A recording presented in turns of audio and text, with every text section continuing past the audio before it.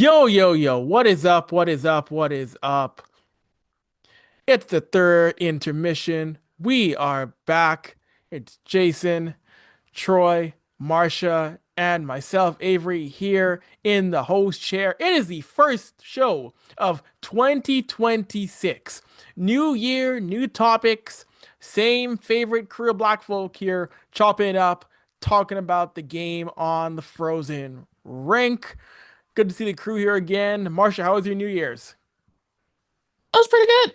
Can't lie. Pretty good, pretty good. Had some fun stuff. It was just cold.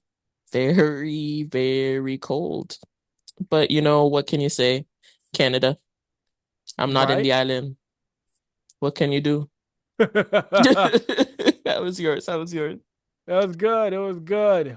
Had to enjoy my 33rd birthday with some Yes, friends and family. sir.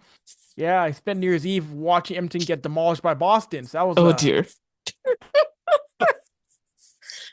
see. But other than that, it was a fun time. And Jason, welcome back to the show, brethren. How you doing? Yo, I'm just here, bro. Yo, happy New Year, happy birthday, the 2-in-1 special. Yeah, I'm just here, man. Just working like a slave on the plantation, guys, trying to stay above water, but it's good to be back, yo. Oh, and Troy, what's going on, sir? Not too much. Just survived the retail holiday. That is Christmas and New Year's at work. Gee, Uh, I did 28 out of the 31 days in December. My gee. body is aching and tired. All my joints hurt. Um, because I'm well into my 40s now, I get up and just things just randomly hurt for no reason. I can only imagine for me on next Sunday, because next Sunday I turn 43. So we'll Okay. see how much I hurt next week. But other than that, chilling, vibing, staying alive, staying the tax man, trying to watch as much hockey as possible. What's happening with you? How are you? Now I'm doing well, ready to get back at it. Got some things lined up we'll reveal soon enough. And speaking of things coming up very soon, we're working on next week, getting back one of our faves of the podcast, with Mr. Julie McKenzie on the show next week to discuss his upcoming book, Black Aces, which drops in early February, as Julian's book discusses past and present. That is coming out next month, so we'll get Julie about it. I've been talking to Julian for the past year about that book, and let me tell y'all, writing a book is something that if you're not ready for it, it's gonna beat you down. So it'll be fun game talking about that book and just the process and journeys. Oh, when it came to hang on. How's that, Marsha? My mic. How's that, Marsha? Good there. Just chopped in a little bit, but caught the majority of what you said. Okay, cool. Cool, good stuff here. Yeah, weird mic issue there. But anyways, with that being said, the first show of the year, it is here. And all right, Auston Matthews stands alone as the all-time leader for goals by a Toronto Maple Leaf, surpassing Matt Sundin with goals for 20 and 421 in the overtime loss to the New York Islanders. It was going to happen eventually. Eventually, Auston Matthews was going to be the Leafs goal scoring king. Got it done against the Islanders in a game in which Matthew Schaefer, someone who should be on Team Canada in my mind, and we'll get to that soon enough. But Matthew stands alone as the all-time Leafs point goal man. So we'll go around the room here. What are your thoughts on that, Troy? What are your thoughts on Matthews finally reaching top of the mountain as a Leafs goal scorer all time? Well, I think that's good for him. I'm not sure if it was a personal milestone of his, but it's nice to say that he stands alone at the top. Um, I'm kind of well, I guess with some of the down years he's had this year and last year, most people probably expected him to get to it sooner, but it doesn't matter. He's there now. Now it's just to see what the record actually is. Either if he retires at the Leaf, or if he leaves via free agency, or heaven forbid, a trade happens and Matthew sees his way out. But let's see how many can he get to 500? I guess that's the next magical number, right? Yeah, I think. Yeah, I But think. yeah, Oh yeah, and 500. That's going to be a guarantee for Matthews. 500 is going to be a guarantee if he stays here. I think the question is, what is his ceiling? He's obviously going to be a guy who will possibly touch even 600 goals. So we'll definitely see. Marsha, what are your thoughts on Matthews hitting that mark and now being on top of that mountain? It was nice because I was actually watching. Um, so it was a good feeling. Some nice yelling. Um, Sad that some of the joy was taken away from them, but um, it was kind of sad because I had like forgotten that Sundin didn't get up to 500. I was like, oh, the Leafs have no 500 goal scorers. And then you're kind of reminded that, like, oh, yeah, the team was kind of bad for a really long time. Um, but Matthews will get there. And then hopefully other people will also get there in the future. But it's cool. Great milestone from him. It was really nice to see like how fast someone scooped up the puck for him. Um, Cherish that moment. So that was really cool. Of course. And yeah, it is surprising that for a team that's been around this long angel history, that yeah, they don't have a 500 goal guy on that team in team history. There's no one who's gotten to that mark as Maple Leaf for a team that's been around for over 100 years. That is a surprising stat, Marsha. Yeah, yeah. Like it's just I guess no one cared that much. No one was a big scory guy. I don't know No. if that's what I'm gonna chalk it up to, you know. No. All right. Jason, how much joy did you take in that? I mean, even though this Maple Leafs team did fall to the Islanders, what were your thoughts seeing that as Matthews got to the top of the mountain there for goals scored? Oh man, I thought he was gonna go back to back hat tricks because I was at the Jets game and I wasn't expecting the hat trick. Yo, those guys were getting dog walk in the first half of that game, so like I didn't even expect him to get a hat trick that game. But then the Islanders game, I just felt like yo, he's showing like signs of his older self, like. The goal he scored on the power play against the Jets, like it was a shot from outside the slot. So I'm like, oh, now he's shooting from a distance now, and he has the accuracy behind it. All right. Slowly but surely, he ended up getting the hat trick. Leafs beat the Jets. But then with the Isles, I didn't expect him to score. When he got the first one, I was like, all right, cool. But then, like to tie Sundin, I was like, oh, okay, this guy's. I didn't think you'd get another opportunity like that. You know what I'm saying? And then in overtime, like the tip, I forgot who passed it to him in overtime, guys. When he got the tip and the puck just went across the crease. Like, you know what I'm saying? Like it's so close to a hat trick. But I yeah, I'm really thought happy that for went him. in. Yeah, me too. Me too, man. Me too. I thought that tip in OT like went in, but it just had one of those weird bounces, you know what I'm saying? But I'm happy for him. Like you kind of knew just based off of like the way Matthews came into the league. Like not too many guys came into the league in their first game and scored 4 goals in their first debut game. You know what I'm saying? Hmm. Going back to that Ottawa game and just looking at his debut game, you knew he was special.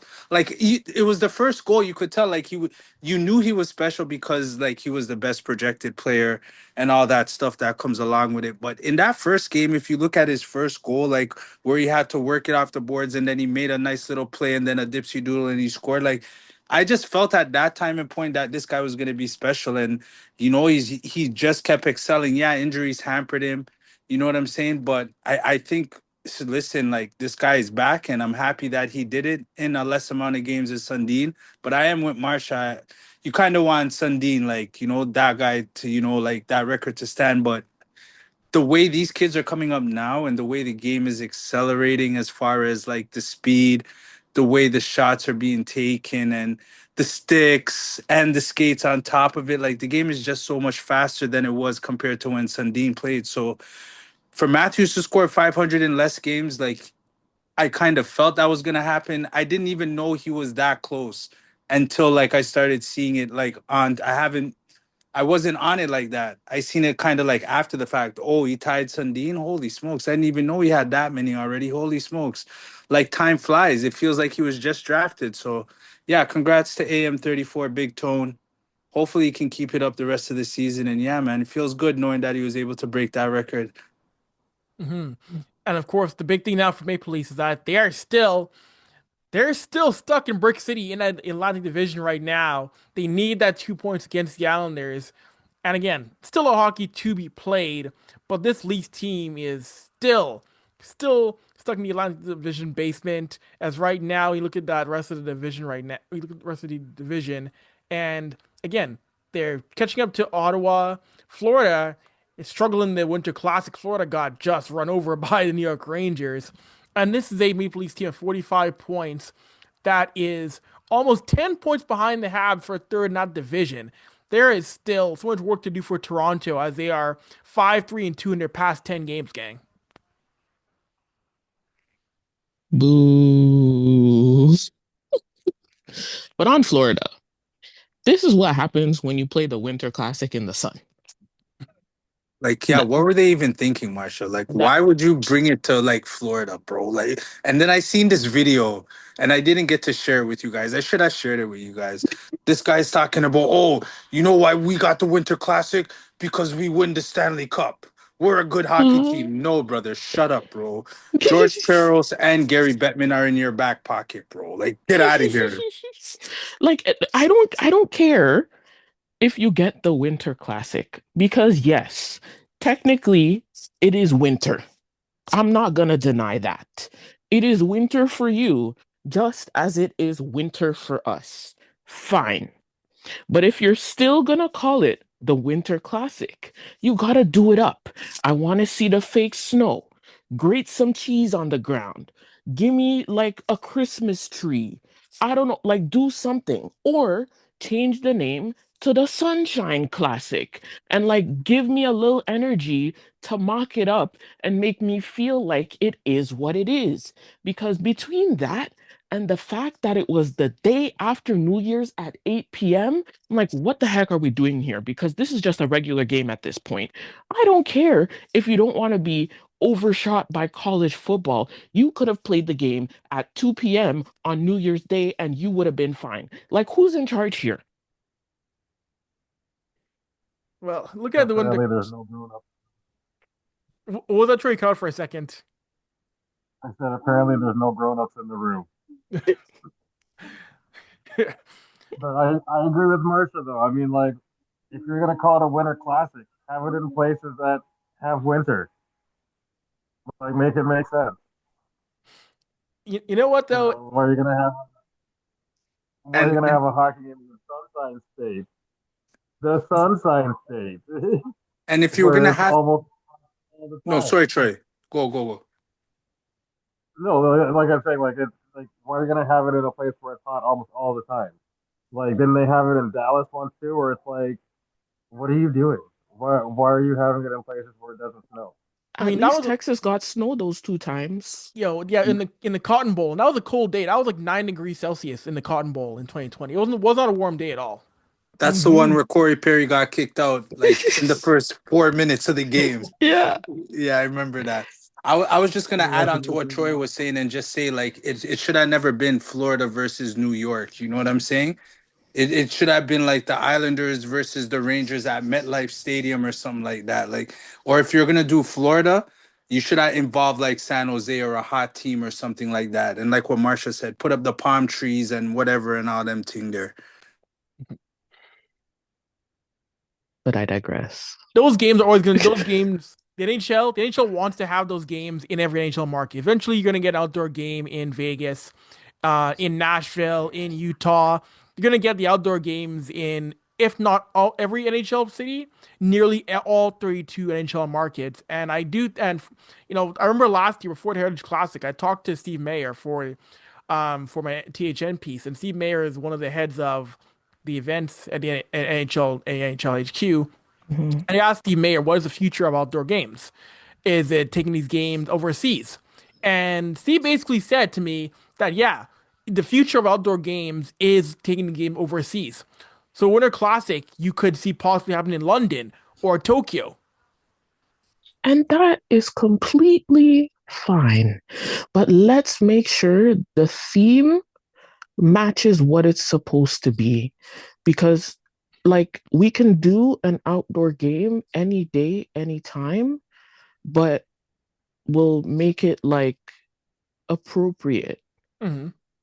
Like, okay, if we're gonna do something in like Beijing and it's gonna be about Chinese New Year and it's gonna be two teams that might have like Chinese heritage players, Hmm. um, or like their team base has like a big Chinese community, then like let's play it up like that and let's be intentional about the things that we do instead of saying we're gonna call it the Winter Classic and we're just gonna pick two random teams and then we're just gonna do nothing and we're just gonna call it that because that's what it's historically called and Hmm. like do nothing. Like this is why the NHL is going nowhere in terms of marketing because they're not thinking about any of these things, right? Like there's so many ideas that you could do for cool outdoor games with all of these theme ideas that will bring people in and like help them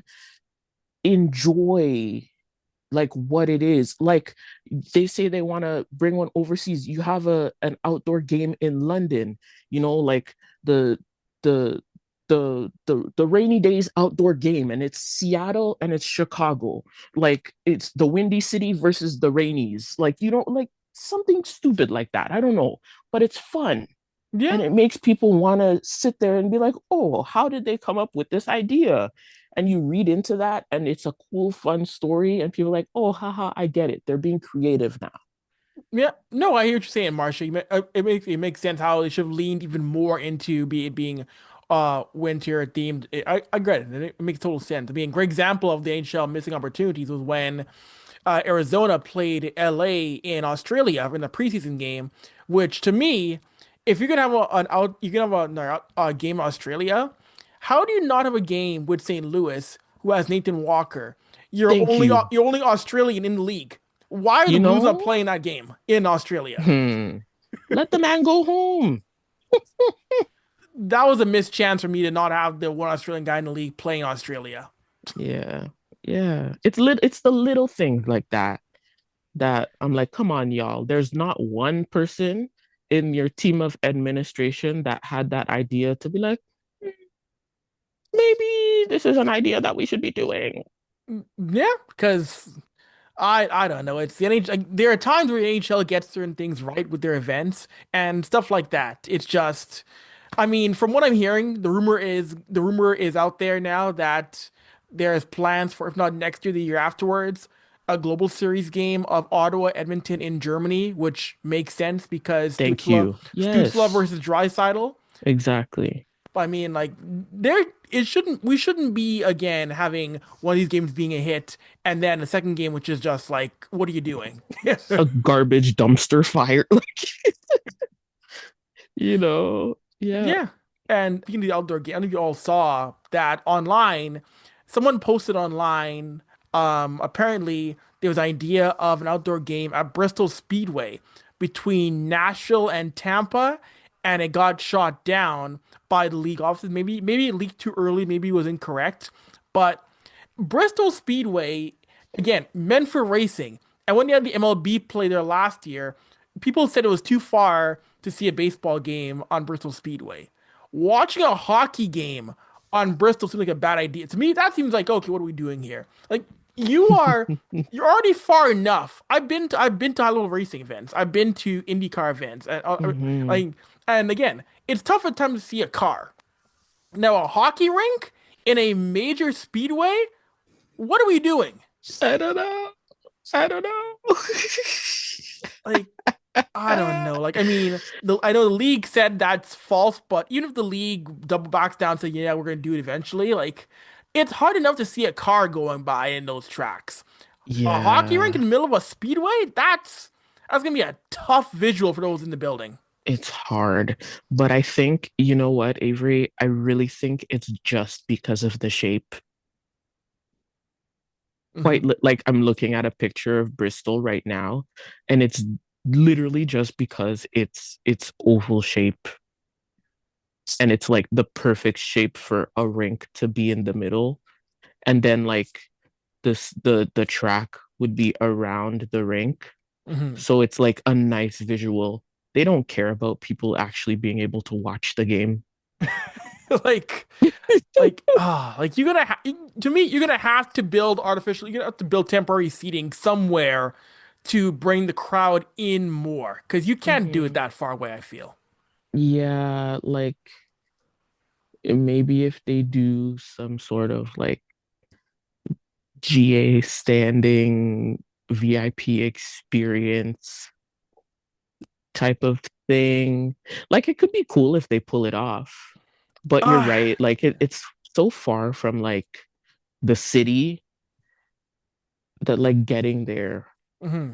would be so difficult. But I feel like there are other places that they could think about Totally. thinking about doing this, like any other like indie car like oval tracks Yeah, with this same like shape. possibly. Or they And could just not. Oh yeah, yeah, yeah, yeah, yeah, yeah. I mean, league right now said Because it's fake news, so it could have been a leak. It could have been a fake Photoshop that got out there somehow. So like, why do you need a hockey and NASCAR crossover? You don't, because that's you're still not marketing anybody.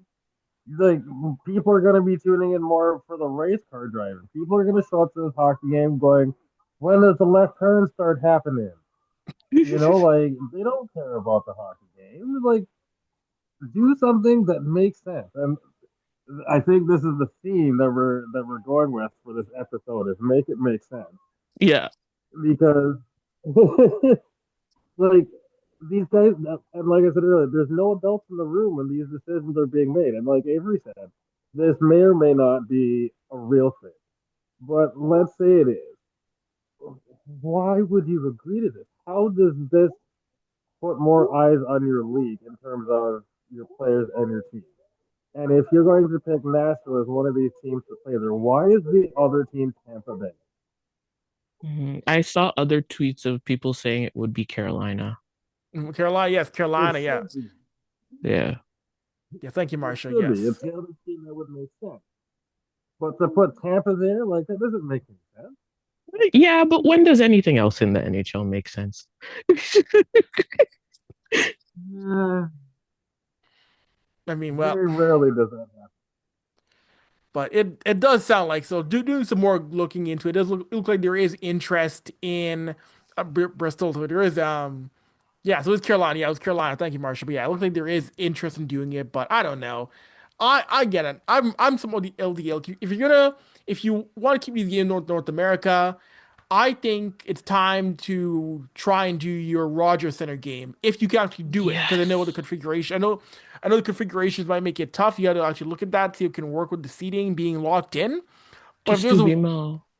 yeah, if there's a way to fit a rink in there in Rogers Center with the permanent seating, I think that's where you should do it because I've been people want that to happen for a long time. Not the not the X, bro. Not Lamport's. What is it called? BMO Oh, Field, bro. BMO, it's been done BMO? though. They did. It's Yeah. been done though, Jason. Oh, Yeah. so you guys want to go? You want to go to like the Rogers Something Center? different. Hmm. Something different. Mm. Yeah. Hmm. I mean, I think that'd be a cool visual, a cool thing to have Toronto, Montreal, Rogers Center as your Winter Classic for that year. Yeah. I think Yeah. so. Yeah, it would have to be Montreal if it was the Rogers Center. 100%. It has to be Montreal. It can't be Chicago or anybody else. Hmm. We would have to play the Canadians, bro. That's the only way that would have to run. But the NHL's too foolish to do something like that because it makes sense. Like Troy said, the theme of today's episode is make it make sense, right? That makes too much sense for the NHL to do. They like good ideas, not great ideas. Oh, goodness, goodness, goodness. And going from these games to other games of importance coming up, the Olympic Games. So Canada, USA, men's rosters have been revealed, on other rosters, and there are some names on there, of course, certain and USA, of course. We already know about guys like Connor, Sid, Cale McCarr, Nate McKinnon. They are locks for. Team Canada, of course, you got Team USA. You got your stars going as well for Team USA. You got Matthews, of course, going over there. But there are some names that, to me personally, I was surprised made it or didn't get on. I'm glad Malcolm Celebrini made it on Team Canada. I like the fact you got some young blood over there going.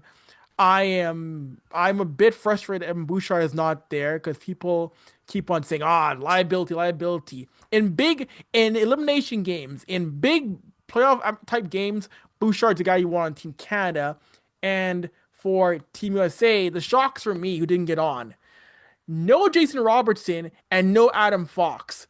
Bill Guerin, what Mm. are you doing? Like the idea of Mm. Bill Guerin wanting checkers in the Olympics, like, dude, you're not playing the Columbus Blue Jackets. You're not playing the Florida Panthers. You're playing Sweden, Finland, finesse games. And one Hmm. of your leading scorers, and Jason Robertson's not there, it's malpractice. I'll swing it to you, Jason. What are your thoughts on the roster reveals? Oh, I think I should go last because I have a lot to say. I have a Uh-oh. lot to say. All This right. is one of those one takes. All right, you know what then? They'll come back to you. I'll swing it to you, Troy. What are your thoughts on the roster reveals? Um, there were some omissions from both the American and the Canadian roster. Tavares for me, both Colorado goalies.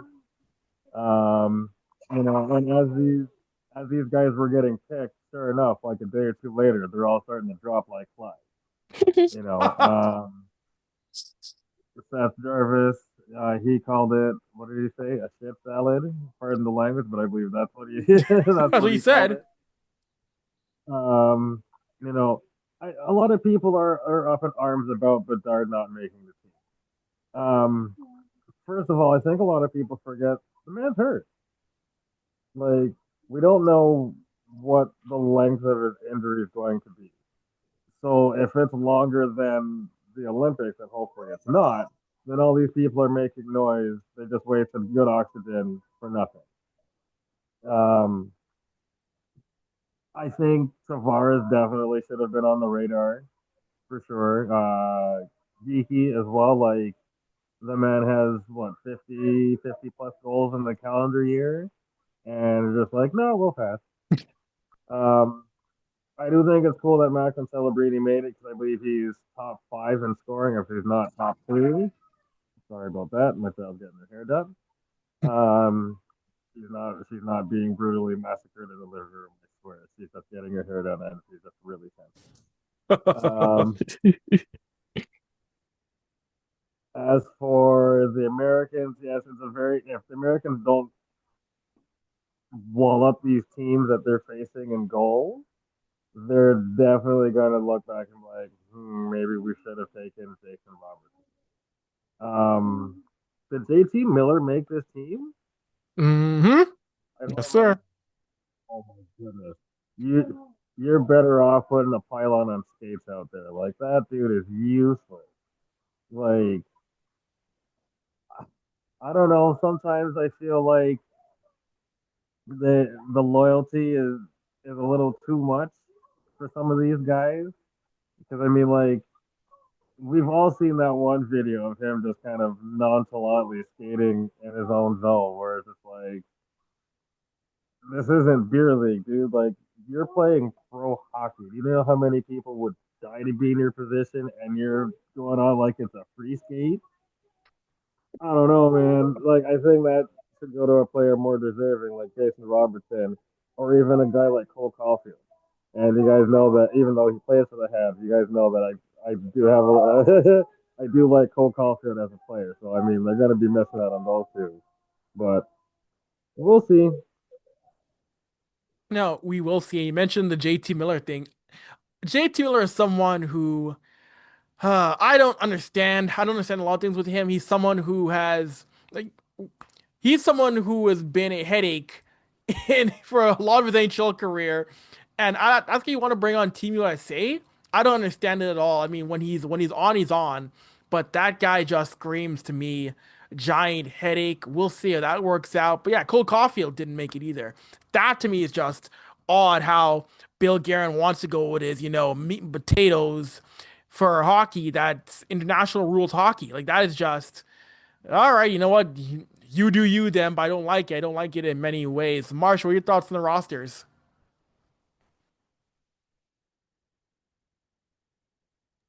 Oh, Sad, very sad. Sad, disappointing, blah blah. Um, Team USA, I'll be surprised if they even come in fourth. Um, wow. yeah, Wow. I'm even at that point because I'm looking at this and I'm like, okay, so you have like one player with half a hand, and then it's like you have one racialized player because no one counts Seth, whatever his face is. And then it's like racist, bigot, useless pylon, like waste of space, only injures people. Brock Nelson's cool. Like, what is this team? What did they think they were playing? Where did they think they were playing? Are they confused?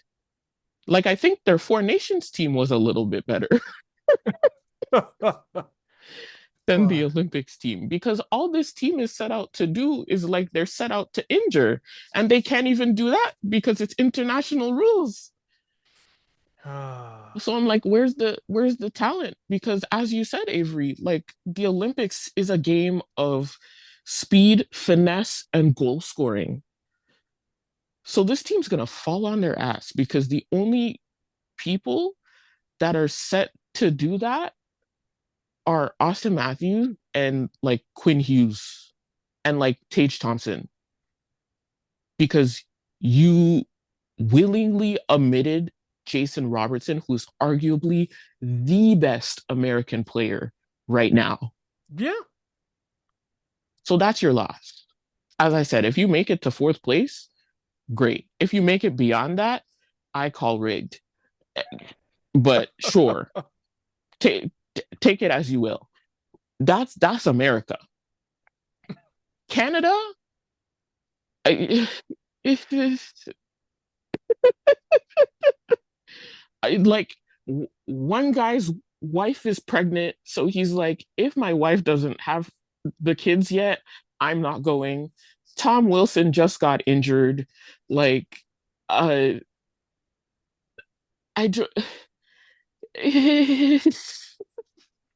there are so many people that should be on this team that aren't on this team. Drew Doughty needs to go back to 2008. Like, I'm forever number one Drew Doughty hater. Macklin Celebrini, my child, I love you forever. You're right where you should be. Sidney Crosby deserves another gold medal. Like, come on. What are in the minds of the people that created these teams? Well, I look at all these rosters, and this is where I've said it before in different shows, different platforms. I hate current NHL GMs assembling international rosters because you Thank you. see the biases come in, like with Doug Armstrong. Of course, Jordan Binnington is going to be there when Binnington has not looked Ugh, good this season. I mean, they're ugh, going they're going off four nations. Brother, did we forget how he was bad most of that tournament? Binnington was not good garbage. outside of the final. Binnington was not good in net for Canada. So you're gonna run it back again because he's your guy? Oh my Like god. I would have gone with Logan Thompson, my number one instead, but no. But no, Doug Armstrong doesn't like Logan Thompson. Like, brother, I don't care about your NHL beefs or your NHL biases. It's for the country. I don't care. Pick the best Exactly. players. It should not be current GMs because every GM will put their guys on the roster over the country's benefit. Mm-hmm. Mm-hmm. And I that's was the problem. I was shocked and appalled when they announced Jordan Binnington. I was just like, you took him Threw up in my again? mouth. Threw up in my mouth. I'm like, did we not watch the same games? Yeah. And then right after the announcement, he goes out and puts up a stinker. And it's like, this is your goalie? This Stuart is your Skinner question starter? mark? And you left both Colorado goalies at home? Mm-hmm. Why? everybody knows that goaltending is our weakness, and we picked the weakest goalies. Oh my goodness, we're fried. This God. is what happens when you let an old boys club pick a team. Like, Sick of They it. should, they should almost do it like All Star format. Let the fans decide who goes. like it's and you know what's gonna happen again if if Canada doesn't win gold. We're gonna get that. And you have to remember those hockey summits we used to have at the Hall of Fame because why isn't Canada winning everything? We need a summit. Yo, I swear, if there's a summit over Canada winning gold, I'm gonna lose it. Every time Canada doesn't win a gold medal. You need these waste youths to retire. You know how arrogant it looks when we have an actual crisis summit when we don't win? You know how arrogant that looks? That looks so bad. Wah, wah. Canada's not the best at hockey. Wah. Like I I, I want William Nylander to come back home with a gold medal. Yeah, like he do. Yeah, based off of the way these guys aligned the team, yeah, they. I don't know, bro. I don't know if bro. Like you have Nick Suzuki and you have Anthony Cirelli, bro. Pick one, bro. Why are you bringing two of the same player? All right. The only exemption you should have is if you're gonna bring Sam Bennett and Tom Wilson. You know what I'm saying? Then you have Drew Doughty on the back end. I understand the logics of why they picked him because of the fact that he has that experience, but he's older. They should have took a Jacob Chikrin or even a Matthew Schaefer over that role for that position there over Doughty. Doughty's been there, he's done that. He doesn't need to go back. The Olympics is gonna be fast paced and his legs are gonna be burning him because these guys that play the back end for different countries are big, fast, strong, and young. You know what I think our back end is probably like the oldest The back end oldest back end. in the tournament, like which is insane. And then there's like what three guys from Alberta on our back end, and then like two guys from Saskatoon. That's the type of piss and vinegar you need for the Olympics. You get what I'm saying? But like you still gotta have a certain amount of youth mixed up in that. You know what I'm saying? Like, and as far as like Chekrin goes, like he's having a great season right now. I think he's leading all defensemen in scoring and stuff like that. You know what I'm saying? So like he would have fit there, or Schaefer, like Avery said, like Schaefer is young, he's fresh, he's a skating defenseman. He's like a Makar like type style. Like he can move the puck, but he can also play defense as well, right? But yeah, I in a way I'm like certain like Celebrini was right. Bedard is injured, but the evil on me is saying like still bring him. You know, Jarvis should I definitely gotta look because he had a The good the like injury wasn't even the reason why Bedard wasn't picked. no, but like it was the logistics of he was 1 point behind Celebrini or something like that at the time. Nonsense. Yeah, it's complete nonsense, and it's like okay, we're just gonna pick this and we're gonna pick that. Like, don't get me wrong, Celebrini deserves to be there. He's probably gonna win Rookie of the Year for sure. Like that guy's on a tear. He's gonna do damage. He deserves to be there. But like the way they aligned the team, like I don't know, man. I think they could have done a better job. Like you have like Suzuki, Sorelli. You're bringing Mark Stone. When was the last time Mark Stone played a full season in the NHL? That's what I said. When is the last time he played a full season in the Mark NHL? Stone on the IR list until April. Mark Stone. And then Bo Horvat, like you didn't really need Bo Horvat. Like you did, but you didn't really like there's other guys you could have went for. Like Shifley from the Jets is playing astronomical hockey. I think Troy said geeky. I like Wyatt Johnson from Dallas. He signed like for 8.7 Hmm. million, but he's a big, strong, young, physical net presence that could bully people. You're gonna need bullies in the Olympics because the Americans are gonna just try and bully the. Speaking of America, they're stupid because they didn't take Matthew Nyes. That was just there for you to take. That right That there, was there for you to take. Matthew especially to Nyes was play with there. Auston Matthews. Matthew Nyes was there for the United States to take, and them not taking Adam Fox is just diabolical.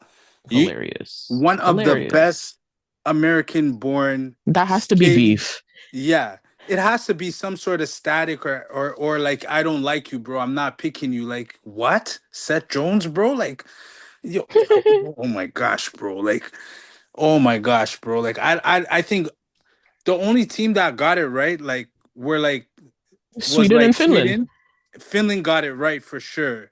You know what I'm saying? But like, guy, like Canada, like the hockey program needs to be better, bro. It's not about black and white. I like what Avery said. It's about giving your country the best chance and the best opportunity to win. You know what I'm saying? Okay, Bennington barely won you that game in the Four Nations against the Americans. Why don't you just try something different? You know what I'm saying? You have goalies Thompson. Then you have the goalies in Colorado, Blackwood, and all these. Like, come on, man, do something different, bro. Do something different. Like, I get it. You want experience and you want depth, but like, bro, like Mm-hmm. Bennington, like, yeah, he's not even that nice still, to tell you the Mackenzie honest Blackwood truth. is there. He's right Yeah, there. Yeah. right. I would have definitely looked at Blackwood or Scott somebody else. Wedgwood, like I don't Wedgwood, know. yeah, guys like that. Like, at least it gives us a different option in net, and it's not one where we're forced to score 97 goals to win the tournament. You know what I'm saying? Like, I don't Yeah. want to I don't want to be in the Olympics on the surface and then watching these guys have to trail and find a way to come back. Like, I want these guys to have a goaltender in net that they can rely on and count on. And I think that this whole like giving like picks to the coach of the team, they got to throw that shit in the garbage, bro, because like, yo, that's the only reason why Chiarelli got there. Sorelli, I should say, got there.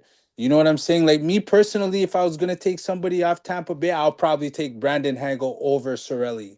If that's what if you're gonna give me a, but like, bro, you picked the wrong one and you picked the exact same type of hockey player as Nick Suzuki, bro. Like, what? Yeah, I don't know. I don't know. There should have been a few guys that should have been on that roster. Like Sam Bennett being snubbed is crazy because that Mm. guy, he's a rat, he's a pest.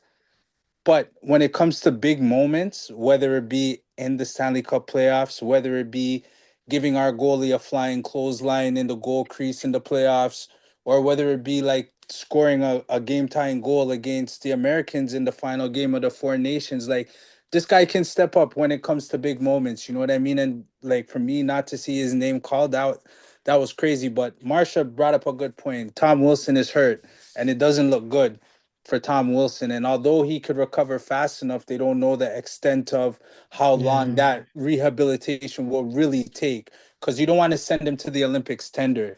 If you have a Yeah. healthy Sam Bennett, Washington's not gonna like that. yeah, 100%. So if you're gonna send Sam Bennett, now's the time to send him. But you definitely want to reconsider and maybe get Shifley up there at the very Yeah. least Real because he's yeah. Yeah, we will definitely see. But the whole Matthew Schaefer thing, there was a lot of talk of, some people saying he's too young, he's too young. What? I don't. Have you seen what he's doing right now? I hate this idea of, he's too young, too young. So Right Sidney now, Crosby was too young? right, exactly, right? right. You gotta start somewhere. Yeah, Yeah, you have to. And you know, like with his size and the way he plays, he would fit right into the Olympic style. Like, and you could tell just based off of the goal he scored last night in overtime.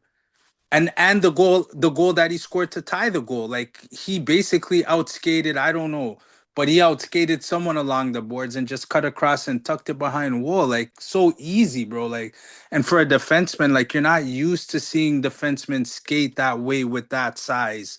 You know what I mean? Like when you see defensemen that size, that tall, that long, you're used to them being more, okay, I'm gonna pound you into the boards. I'm gonna rough you up. I'm gonna fling an elbow. Like, but Mhm. his game is his IQ is very high, like as far as moving the puck and breaking it out of his own end. And I think Canada could definitely benefit off a defenseman like that. Like that guy is nice, man. He's nice. And yeah. I think he's nice. And the thing is, like, he's kind of before his time because I can the last defenseman that we seen like this, not as tall, but like this is Makar right now. Like, you know what I mean? And he's taller than Makar, so that means that you have Makar on your one. You know what I'm saying? And then you have Schaefer on your two or your three. That's two different styles of Makar like teams would have to face. Like they wouldn't be ready for that. But But I mean, like so far, it's looking like there are at least two guys that aren't gonna be on the Olympic roster come February. So like the team is not gonna look like what's on paper right now. We know that for sure. For Team Canada at the very least. So we'll see who it's gonna be. We'll see what the final roster is gonna be. We know Schaefer's on the reserve list, Hmm. like he's said it. Um, so we'll see what ends up happening. Um, and then we don't know like what that means. We don't know what reserve means in terms of like people traveling to Milan as well, Hmm. Yeah. right? I would assume you'd want to keep those guys close. If they can't be in Milan, be somewhere close if you need to get one of those guys into your lineup, depending on how things work out. So I'm sure those guys will be on standby, somewhat to an extent when it's allowed from the IOC and IIHF. Hmm. Marsha, what guys do you think are not going to be on the roster? I just think Devon Taves and Tom Wilson, like for sure. Because like the second Devon said, "Oh, my wife's pregnant," um, and that's like close to her due date, whether she has the child or she doesn't have the child, he's not going. Hmm. Because if she just has the baby and you go to the Olympics, terrible father. If she doesn't have the baby and you go to the Olympics, that means you're missing the birth of your child. Hmm. Terrible father. So he's Yeah, not going. yeah. That makes sense. That makes sense. So at least you know Schaefer is going to be there on the back end, which makes sense. Do you think they're going to go Bennett if Wilson is not there, Avery? Possibly, yes. I do think Bennett's possibly in play. I was surprised he wasn't picked as well. He seemed like the kind of guy that Hockey Canada would absolutely want going. But I do think, yeah, if I do think he's getting that phone call if anything changes ASAP. Mhm. What are your thoughts, Troy? You're awfully quiet over there, brother man. Sorry, just trying to get my son to stop running around. It's almost bedtime for them. I'm still stuck on the goaltending situation because Colorado has two regulation losses. Two. Heh? You're just like, no, Jordan Whittington. Wait, for Like, real? Two? yeah, two regulation losses. Yep.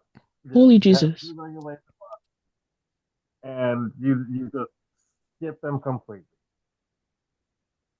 Like like with the Americans skipping over Matthew Knight, like you had it on the cusp of your fingertips. You're this close. You know the meme of the fisherman with the thing hanging, like the dollar hanging, then he's hanging it over somebody's head, and it's like, oh, you're so close. That that's in USA in terms of missing out on things that are just like you have to take it, or it's like that episode of Family Guy, where it's like you win the boat or the box, the Hmm. mystery box, and everybody takes the boat, and Peter's like, I want the box.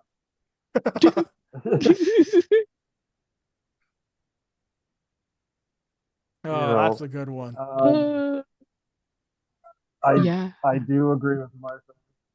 As a fellow parent myself, like if if I got named to the Olympic roster and I know that my wife is about to give birth right around that time, I'm not going. I'm not going. I'd rather be there with my wife to see the birth of my kid, whether she has a kid or not. Because like that's just what a good dad does. You're just there. Like that, hockey is secondary at that point.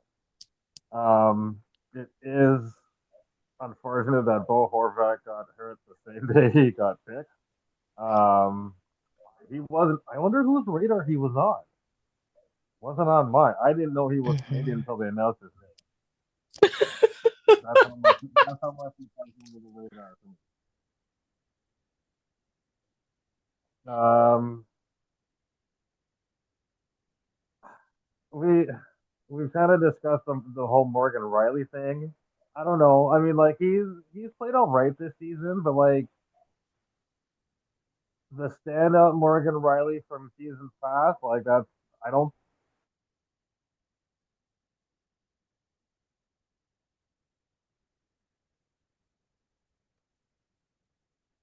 Oh, hang on. I think Troy froze on us here for a second.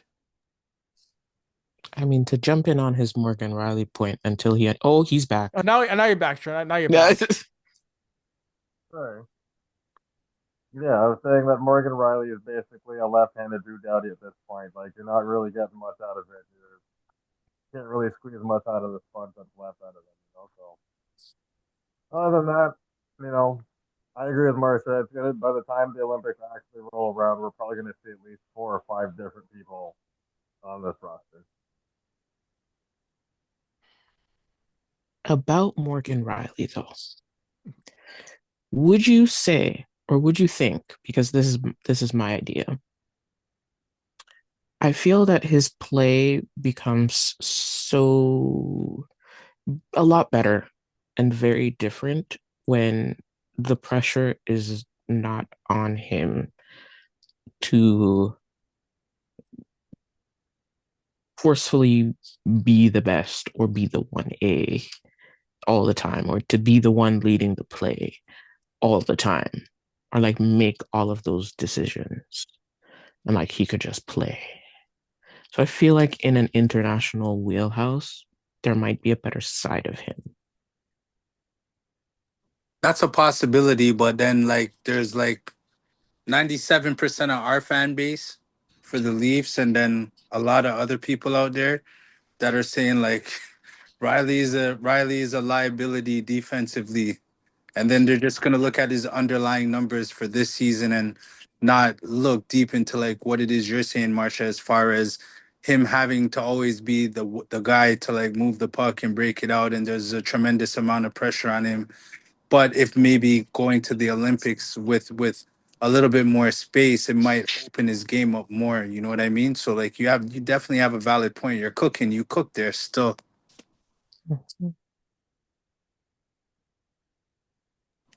And Tavares, yeah, I think Tavares should have.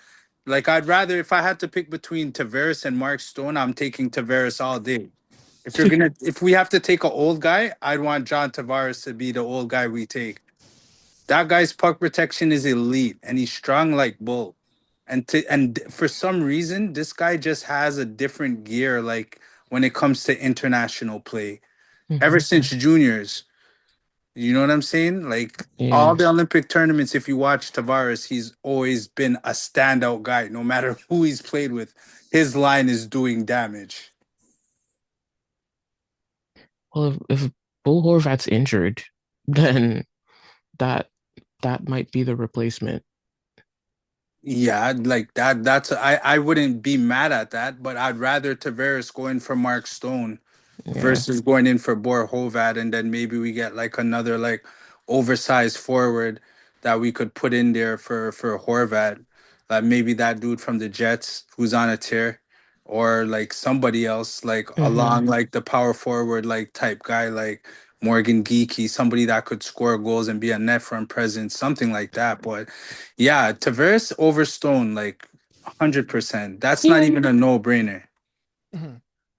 And you mentioned that front presence, Jason. If he had a full season to work with, if he didn't get hurt, I fully believe that Zach Hyman would have been on this roster or on the radar. Oh, 100%. 1,000. Yeah. Yeah. 100%. Zach Hyman is the type of power forward like you need in international play because he can do the greasy things to get to the front of the net and create opportunity. And also, he has good hands, so he can finish in front of the net too. Like, it's rare you see Hyman miss, like off. Like, it's rare. It happens. He's not going to score every time, but I mean, like, it's rare. Like, you know what I mean? And I think a lot of that has to do with the familiarity that he has with like McDavid and stuff. Like, you know what I mean? Just how McDavid plays so fast, Hyman's able to keep up. So yeah, Hyman should have definitely been there. I know they were looking at him based off of the way he finished off last season. But like you said, like if he didn't get injured, I think they would definitely be looking at Hyman still. I think it would have been Hyman first, like over Stone. Like I'm not even gonna lie about that. Hmm. Yeah, definitely think if Zach had that full year returning from into line from the broken wrist, he definitely would have been a great candidate to play for Team Canada. And going from the men's game to I want to give a shout out. I know we're all gonna like this news. Gotta give a big shout out to Layla Edwards on women's side for Team USA, becoming the first black woman to play international hockey Olympic Games for Team USA. That is so cool to see. She's been killing it for the Americans, killing it at Wisconsin. She's gonna have a bright career in the P Dub coming up, and to see her become that first black woman to play for Team USA, it's amazing. Tens all around. Happy to see that this has finally happened and it took them long enough. But it's super exciting for her to have actually done this and like wanna highlight something I saw. I see that there's like a fundraiser going around to help her family get to Milan Hmm. to be able to watch her. So if y'all see that around, like be sure to boost that because it's disappointing that there isn't that support available for players, especially since she is a big first like that. Team USA step up. What's wrong with y'all? But yes, that like shout out to Layla. Big kudos. Like this is amazing. No, it is definitely amazing. And again, watching her at a rivalry series. She is someone who can play forward, can play D, so versatile, and her game continues to evolve, continues to get better at Wisconsin. So she's going to be that torch. And we're seeing, again, Team USA, that torch is being passed from the Hillary Knights, the Kendall Coyne Schofields, to players like the Taylor Heises, like the Layla Edwards. And when I talked to both Layla and Hillary Knight Edmonton, Hillary Knight had such good things to say about Layla. She truly was glowing about her. So those veterans in USA hockey have Layla as the next gen, as one of those next big players to carry that program in the coming years. Yeah, that this is just a case of more excellence, and we love to see this, man. Big up, Layla. Like Marsha said, if you guys see the post, just try and chip in. But Hockey America, Hockey USA should be doing better for their players, the ones that put on the red, the colors of the country to represent them to, have a chance to play for a medal. You got to take care of your peoples better than that, man.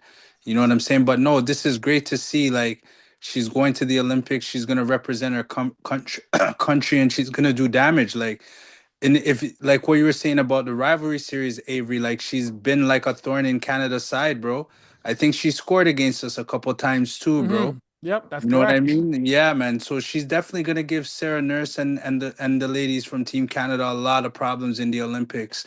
Yeah, kudos to her. She's an inspiration for not only my daughters, but all the little girls all over the world that want to lace up a pair of skates and slap the biscuit around. You know what I'm saying? So yeah, big her up, man. She's an inspiration for a lot of people, man. And yeah, Black excellence is shining once again.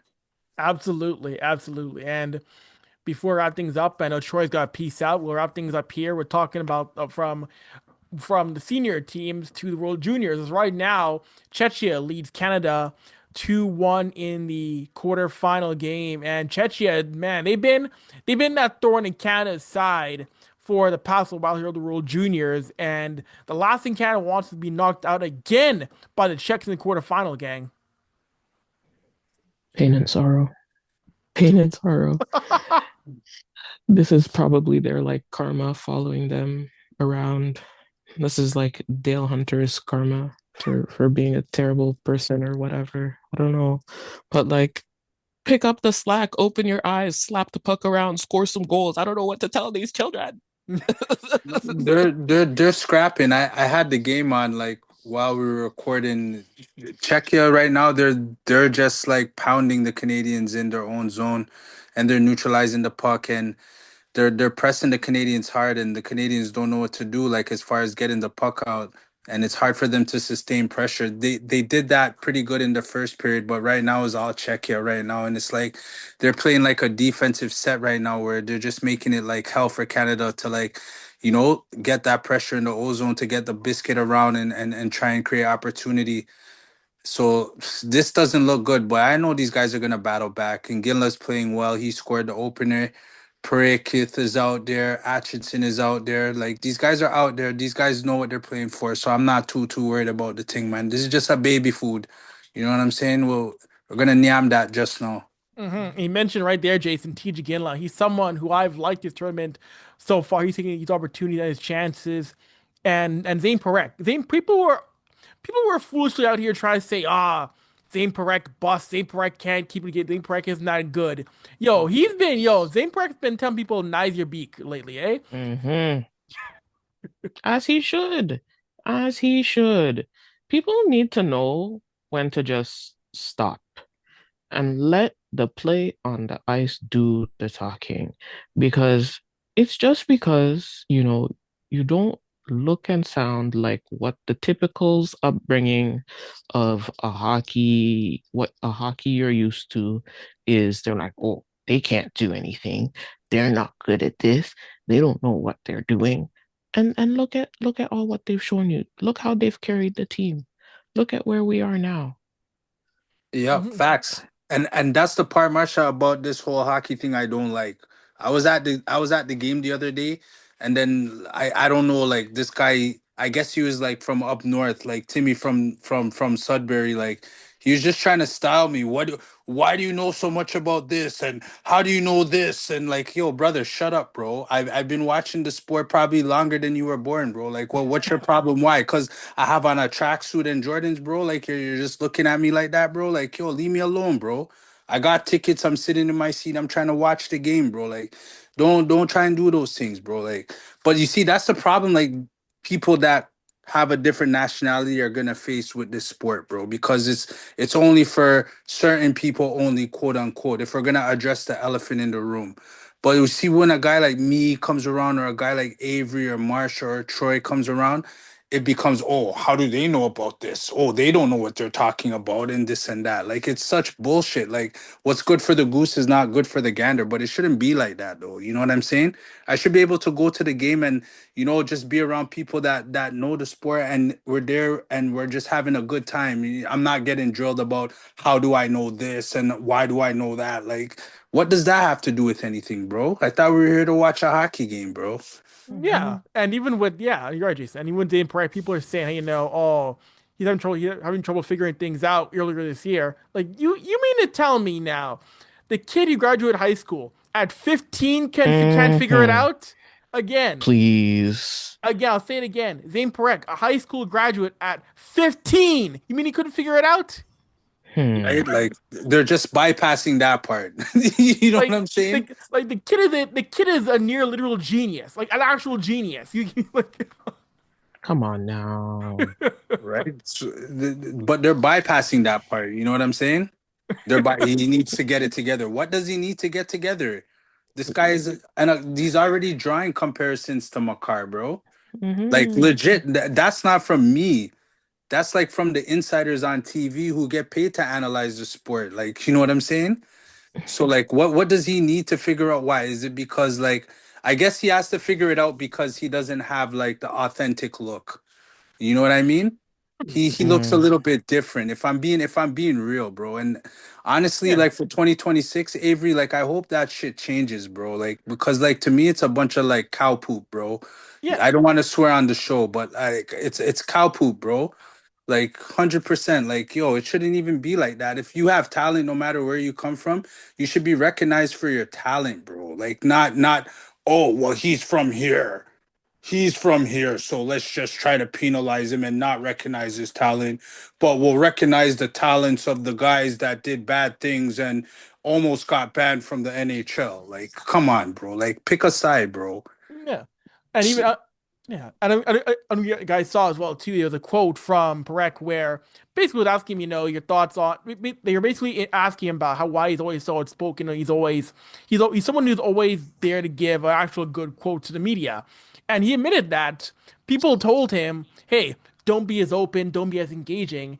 And he said, "No, I want to be engaging. I know my role as a player is to help grow the game and be a little bit different." He admitted that people want Hmm. him to be robotic, Oh, give the media nothing, say nothing, and and, please. and these same people are gonna complain, "Oh, why is sport not growing?" Because you all want these robots who drink their biosteel and say nothing. Tell him again, Avery. Please. Yeah, yeah, this is 2026. We have to get some things off our chest, bro. Real thing. Like, Real thing. Nah, you can't complain about your sport not growing and you're telling these players give the media nothing. Hmm. And then you wonder why people ask stupid questions, or they repeat themselves 7 times just to try to get a lick of an answer from people. No, like it should like these people they should be the culture should be embarrassed that people think hockey players are not engaging. People think hockey players are not all, but like people think hockey players are dumb. Like that should not be a good thing. You as a culture should be embarrassed by that. Exactly. Like, why are we being so restrictive? Like I don't. Well, but again, that goes also to how people see if you're too engaging, too flamboyant. Oh, now you're too basketball. Now you're too football. You Yeah, Mm. know, that's the thing. That's the yeah. And thing. what does that mean? Explain to me like I'm No. 5. What does that mean? You're too black? Basically, like Eh? you see, I kind of like too, like watching Tish too. I guess his dad did a very excellent job with him as far as media and how to like conduct yourself during Mhm. these interviews in between the periods and during this tournament, because this is basically your character that's going to follow you throughout your entire time in the NHL and stuff. And like the way he's carrying himself, it's not robotic, it's real and it's authentic. And I love that about TJ. He's like a real person, you know what I'm saying? He's not yes, no, okay, turn on, turn off. Like he's talking to you like a real person, you know what I mean? Mhm. And Yeah. that's what you want to see. You want to see some realness behind the hockey players and stuff like that. Like you can't just seclude them in a box. Like this is nonsense, bro. This is 2026 now, bro. Like the game is growing. We're trying to grow it anyways. You know what I mean? And we don't want to see the same robotic thing. We want to see some different things here. You know what I mean? And we want to see personalities. I think that hockey players that have personalities are good for the game. You know what I mean? Mhm. Yeah. 1,000%. And you're right, Jason. Yeah, you're right. You can see from Tej how Jerome clearly had a hand in shaping Teach, where Teach is engaging. He's got a gregarious personality. He's not that generic, bland player. I like that. And when we think about it, in large part, there aren't very few among the players of color, on black players. Very few of them are not bad. Are very few of them are bad quotes. Almost all of them you can talk to, and they're very engaging. Be it guys like T, Zane Parek, Darnell Nurse, Nazem Kadri. Almost all those guys are great quotes. Oh, 100%. And they all have personality too, bro. They're not boring people, Avery. Hmm. Kadri is a firecracker. Nurse just looks like a fun guy to be around. Like when he's in that mood and stuff, Yeah. like he just looks like a very easy, approachable person. You know, like I mean, like not when he's buying a coffee. Like if he's like talking to people and he's signing autographs, that's different. But if Yeah. he's buying, like he's like a easy guy to like. Some of those guys are easy to approach. Some of the guys you mentioned, but then some of those guys, bro, they just think they're more than what the game is, bro. Like, oh, my number is this. This is who I am. I scored this many goals. You cannot be in my space. Get out of here. That's like Mitch Marner, bro. Like, there's a huge difference between Tej Gilla and Mitch Marner, and it's not about the amount of NHL games that Mitch Marner played compared to Tej. It's not about the amount of goals that were scored, but it's just the fact that you could tell who's a human and who has a real good personality versus a shithead of a human being. You know what I mean? And I'm glad, like you said, Jerome took time to groom his son in that way, bro. Because now, like us being black people, like he's under our magnascope more because he's black and we have that in common. You know what I mean? And for him to represent us in this way on in this tournament, for all those boys to represent us as black people in this way in this tournament is amazing to see, bro. Yeah. No, it is definitely amazing. And again, when this game ends, we'll have our thoughts, of course, on next week's show, and we'll get to that. But in the meantime, we're gonna wrap things up here on third intermission. Next week, we got Julie McKenzie, our boy, popping back on the show to talk Black Aces, Senators, and more. And before we sign off, Jason, Marsha, any last thoughts? Stay warm. Stay frugal. Stay warm, she says, bro. Yeah, and I know outside is cold, bro. Down here is cold, bro. Holy smokes. You go outside and you feel the cold in your face right away. Like, yo, you don't want no part of outside. Outside is treacherous, man. Make sure you have You on know, your yeah. thermals, man, underneath your pants. It's cold. Yo, I could even go as far as saying don't fall for the propaganda that is U.S. imperialism, but that's another story for another day. So Marsha's just firing shots. Pew, pew, pew, pew, pew, pew. yo, that that's funny. That Marsha's just is, firing shots. Marsha's like, New Year, I'm just letting it all out. Pew pew pew pew pew. oh, that is jokes. How about you, Jason? Any last thoughts? Leafs fans, don't worry. We'll probably get a wild card. Yeah, make sure you guys are staying hydrated, drink water. Wish all you guys prosperous 2026, good health, an abundance of wealth, longevity, prosperity, all that good stuff. And yeah, man, see you guys next week for the show. All right. With that being said, thank you all for letting us grace the space in between your head tops. For Marsha, Jason, myself, Avery, we'll talk to y'all again next week. Deuces.